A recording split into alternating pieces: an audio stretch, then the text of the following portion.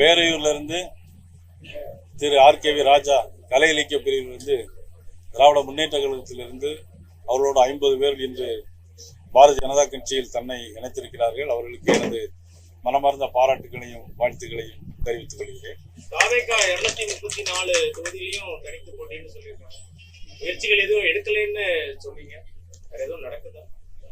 நான் ஏற்கனவே அதை பத்தி தெளிவா சொல்லியிருக்கேன். எனக்கு அதை பத்தி கருத்தே இல்லை அப்படின்னு நான் ஏற்கனவே பல முறை உங்க முன்னால எல்லார்ட்டையும் நான் சொல்லியிருக்கிறேன். அதே மாதிரி இப்ப அவங்க தனித்து போட்டி இருக்கிறாங்க. திமுக எப்படி தனித்தும் கூட்டணியோ போட்டிட்டு இருக்கிற மாதிரி தமிழக வெற்றி கழகம் கூட்டணியோ அல்லது தனித்தோ போட்டிட்டு இருக்கிறாங்க. அதை பற்றி நம்ம ஒன்றும் கருத்து சொல்ல முடியாது.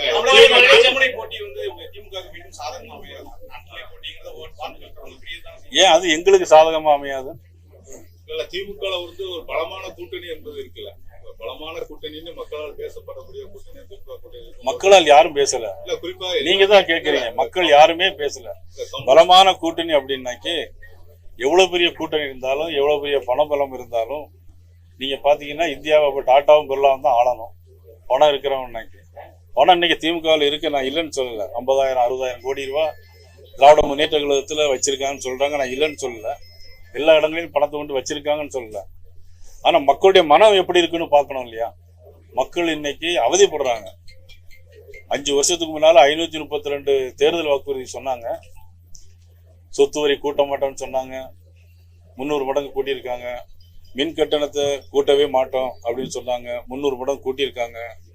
மின் கட்டணத்தை 2 மாதத்திற்கு ஒரு முறை இருப்பதை 1 மாதத்திற்கு ஒரு முறை நாங்கள் கணக்கெடுப்பு செய்வோம்னு சொன்னாங்க, செய்யல. உங்கள் ஊரில் முதல்வர் அப்படின்னு சொன்னாங்க, நானும் நிறைய எழுதி கொடுத்தேன், ஆனா அது செய்யல. இன்னைக்கு மத்திய அரசு இன்னைக்கு சாலைகள், போக்குவரத்து, பாலங்கள் 14 லட்சம் கோடி ரூபாய் இன்னைக்கு தமிழ்நாட்டுக்கு தந்திருக்காங்க. எதுவுமே தரலன்னு சொல்றாங்க. இன்னைக்கு ரேஷன் கடைகள்ல பார்த்தா எல்லா பொருட்களையும் மத்திய அரசு ஃப்ரீயா கொடுக்க மாநில அரசு. அதை மத்திய அரசு கொடுக்கறதா மாநில அரசு தாங்கள் வாங்கிட்டு ஸ்டிக்கர் ஒட்டி ஏதோ அவங்க கொடுக்கறது போல இன்னைக்கு கொடுக்குறாங்க. பொங்கலுக்கு போன வருஷம் ரூபா கொடுக்கல, இந்த வருஷம் கொடுத்தாங்க. ஏன் கொடுத்தாங்கன்னு கிராமத்து மக்கள்கிட்ட கேட்டா அது தேர்தல் வருது இல்ல அப்படின்னு மக்களே இன்னைக்கு கிராமத்து மக்களே சொல்றாங்க.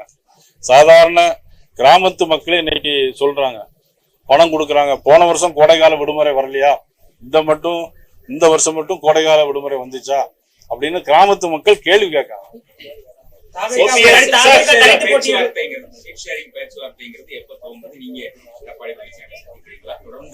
திமுக ஆல்மோஸ்ட் முடிச்சிட்டாங்க. இன்னும் 2 கட்சிகள் தான் இருக்கு. நீங்க கட்சிகள் வந்தா கூட இங்க எத்தனை எண்ணிக்கை அப்படிங்கிறது இன்னும் முடிவாகும். அதாவது இன்னைக்கு தேதி 18, இன்னும் 12 நாள் இருக்கு நாமினேஷன். அதாவது திமுக இன்னைக்கு மாநில கட்சி, அவங்க ஏற்கனவே பேசி முடிச்சுட்டாங்க. நாங்க எங்களுடைய தேர்தல் பொறுப்பாளர் மத்திய அமைச்சர் பியூஷ் கோயல்ஜி வருவார்கள். வந்த உடனே நாங்க பேச்சுவார்த்தை தொடங்கி வெற்றிகரமா முடியும். சூறாவளி சுற்றுப்பயணத்துல இருக்காரு. கடுமையான விமர்சனங்களை அதிமுக முன்னாடி வைக்கிறாரு. ஓட்டையெல்லாம் இல்ல, ஓட்டேங்கிறாரு. ஓகே, கடுமையான விமர்சனங்களை வைக்கிறாரு. பாதிப்பை ஏற்படுத்தாது. துணை கேள்வி சேர்ந்தால திருநெல்வேலி தொகுதியிலிருந்து நீங்க தொகுதி மாறுறீங்க, பயந்து போய் தொகுதி மாறுறீங்கன்னு ஓபி ரவீந்திரநாத் சொல்றாங்க. 2 பேரும் சொல்லுங்க. இந்த தொகுதி நாமினேஷன் போட்ட பிறகு அவர் சொன்னா நல்லா இருக்கும். மாலையில சந்திக்கிற மாதிரி ஒரு தகவல் வந்திருக்கு. அதாவது அவங்க தொகுதி பங்கீடு தொடர்பா இன்னைக்கு மாலையில முடிவெடுக்க போறீங்க அப்படிங்கிற மாதிரி. நான் இன்னைக்கு இங்கதான் இருக்கேன். போன உடனே சந்திச்சு பேசிடலாம். சட்டம் ஒழுங்கு இஷ்யூ ஏற்கனவே போகக்கூடிய விளாத்திக்குள்ள இஷ்யூ 8வது நாளாக இதுவரை இந்த மாதிரி கேள்வி நல்ல கேள்வி கேட்டீங்கன்னா நல்லா இருக்கும். ஆனா அந்த வருத்தமான பதில் அதுக்கு இன்னைக்கு சட்டம் ஒழுங்கு பாத்தீங்கன்னா நீங்க இவ்வளவு பலமான கூட்டணி, 4 முனை கூட்டணி அப்படிலாம் பேசுறீங்க, கேட்குறீங்க. ஒரு உண்மையான விஷயத்த யாருமே தெரிஞ்சுக்க மாட்டாங்க. இன்னைக்கு தினசரி பத்திரிகையை திரும்பி பார்த்தா பக்கத்துக்கு பக்கம், ஒரு பக்கம் இல்ல பக்கத்துக்கு பக்கம் இன்னைக்கு கஞ்சா போதை போட்டுட்டு கற்பழிப்பு, கொலை, கொள்ளை, 2 வயது சிறுமி உடல்ல இரத்த காயம். இது சொல்றதுக்கே வாய் கூசுகிறது. எப்படி இந்த ஆட்சி 5 ஆண்டு காலம் ஆட்சி செஞ்சாங்க அப்படின்னா மக்கள் சிந்திச்சு பார்க்காங்க. 2 வயசு குழந்தையும் விட்டு வைக்கல, 60 மூதாட்டியும் விட்டு வைக்கல. இதுக்கெல்லாம் காரணம் கஞ்சா. கிட்டத்தட்ட 8900 படுகொலைகள் நடந்திருக்கு.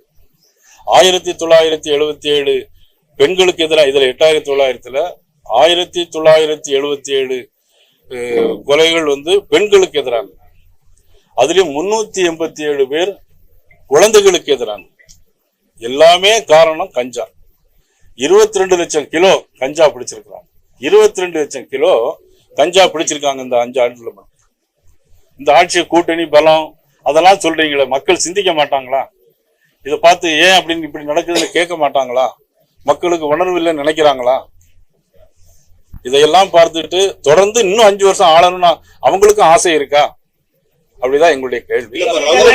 ரகுபதி என்ன சொல்றாருன்னா, போஸ்கோ வழக்கு பெண்கள் தைரியமா வந்து எங்க ஆட்சியில தான் புகார் கொடுத்துட்டு வராங்க அப்படின்னு அவர் சொல்றாரு. இதுக்கு முன்னாடி மறைக்கப்பட்டது இப்ப நாங்க தான் வெளியே சொல்லக்கூடிய சூழ்நிலை இருக்கு, நாங்க அவங்கள பாதுகாத்து வச்சிருக்க மாதிரி சொல்றோம். எப்படி பாக்குறீங்க? அண்ணன் ரகுபதி மேல நான் ரொம்ப மரியாதை வச்சிருக்கிறேன். ஆனா அவர் இந்த மாதிரி ஒரு சட்ட அமைச்சர் இப்படி சொன்னா நம்ம இது என்ன சொல்றது? குழந்தைகளுக்கு எதிரான குற்றங்களை இப்பதான் சொல்றாங்க அப்படின்னா செஞ்சது யாரு? திமுக காரங்களா? அவர் அண்ணன் தான் பதில் சொல்லணும். தேசிய ஜனநாயக கூட்டணி சார்பாக நேற்று கண்டன ஆர்ப்பாட்டம் தமிழக இருந்துச்சு. அதுல குறிப்பிட்ட சி.வி. சண்முகமா இருக்கட்டும், சீனிவாசன் சர்ச்சைக்குரிய பெண்களை பத்தி பேசினதா குற்றச்சாட்டு, அது பேசு பொருளா மாறி இருக்கு. இல்ல அதை பத்தி என்ன பாக்கல, நீங்க சொன்னாங்க அதை பத்தி நான் அதை பார்த்துட்டு நான் உங்களுக்கு பதில் சொல்றேன். காலையில மீட்டிங் நடந்தது, எதுவும் ஸ்பெஷலா உண்டா சார் திருநெல்வேலி? நாங்க வந்து இன்னைக்கு விளாத்தி சொல்ல மறந்துட்டேன். அதுல இன்னைக்கு நாங்கெல்லாம் கூட்டணி தானே இப்போ, அதனால இப்போ எங்க போனாலும் போராட்டம் நடத்தினாலும் எந்த நடந்தாலும் அதிமுக தேசிய ஜனநாயக அனைவரும் ஒன்றாக தான் செல்வோம் நாங்க.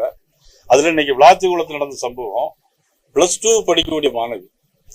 நீங்க எல்லாம் பெருசா கேக்குறீங்க, நீங்க லைவ்ல போட்டிருந்தா பொதுமக்கள் இதெல்லாம் பார்க்கணும், கொஞ்சம் சிந்திக்கணும். நாளுக்கு நாள் காலையில் ஒண்ணு மாலையில் ஒண்ணு படுகொலைகளும் கற்பழிப்பு சம்பவங்களும். விளாத்திகுளத்துல +2 படிக்கக்கூடிய மாணவி SSLC 500க்கு 495 மார்க் வாங்கியது. அந்த பிள்ளையுடைய கனவு என்னவா இருக்கும்? ஒரு கலெக்டர் ஆகணும், ஒரு எஸ்பி ஆகணும். அந்த பிள்ளையுடைய கனவு இருக்காதா? அந்த தாய் தந்தையருடைய எண்ணங்கள் அப்படி இருக்காதா? ஆனா படுபாவிகள் கூட்டிட்டு போய் தூக்கிட்டு போய் கற்பழிச்சு துண்டு துண்டா வெட்டி கொண்டு இருக்காங்க. எவ்வளவு கொடூரம் பாருங்க. யாருடைய ஆட்சியில? யாருடைய ஆட்சியில? மாண்பு முதலமைச்சர் ஸ்டாலின் அவருடைய ஆட்சியில. இதெல்லாம் எப்படி பொறுத்து கொள்ள முடியும்? அந்த தாய் தந்தையோட மனசு எவ்வளவு துடி துடிக்கும். 1 2 ஒரு நாள் 2 நாளா தினசரி நாங்குநேர்ல கஞ்சா போதையை போட்டுட்டு ஓட ஓட வர போறலாம் வெட்டுறாங்க. இது நாங்குநேர்ல ஏதோ ஒண்ணு நடக்குன்னு பார்த்தா மறுநாள் சிவகங்கையில அதே மாதிரி நடக்கும். சிவகங்கையில ஒரு லாக்அப் டெத் மரணம் நடந்துச்சு.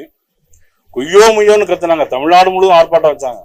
இப்ப 36 லாக்அப் டெத் மரணம். போலீஸ் ஸ்டேஷனுக்கு தன்னுடைய அண்ணனை போய் பார்க்க போன ஒரு பெண்ணை அங்களுடைய காவல்துறை அதிகாரின்னா அந்த பெண்ணையே மானபங்கப்படுத்தி கேள்வி கேட்கிறாங்க. பெண் காவலர்களா ஆண் காவலர்கள் ஸ்டேஷன்லயே பாலியல் வன்கொடுமை பண்றாங்க. யாருடைய ஆட்சியில் நடக்குது இதெல்லாம்? நீங்க கூட்டணி பத்தி பேசுறீங்க, இதையெல்லாம் பார்த்துட்டு மக்கள் அதுக்கு பிறகு ஓட்டு போடுவாங்களா?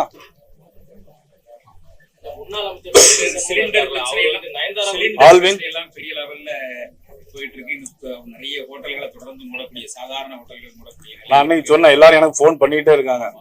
நீங்க வேற இல்ல ஆல்வின் அப்படி பண்ணிட்டாருன்னு நினைக்கிறேன், எல்லாரையும் போன் பண்ண சொல்லி. கமர்ஷியல் சிலிண்டர் இல்ல உண்மைதான். என்னன்னாக்கே நான் அன்னைக்கு சொல்லும் போது இப்போ டொமஸ்டிக்ல வந்து 20 நாளைக்கு புக் பண்ணா 20 நாள்ல கொடுக்குறாங்க. கமர்ஷியல்ல தட்டுப்பாடு இருக்குது. ஆக வந்து அது என்பது வார். உங்களுக்கு தெரியும், இது ஒரு வேணும்னு நடத்தப்பட்ட சம்பவம் இல்லை. உலகம் வந்து இப்போ வார் நடக்குது. ஈரான் வழி அவருடைய கப்பல் வந்து இப்போ நம்ம கப்பல் வந்துட்டு இருக்கு. இப்போ அதனால அநேகமா இன்னும் 10-15 நாளையில அதற்கான தீர்வு ஏற்படும்.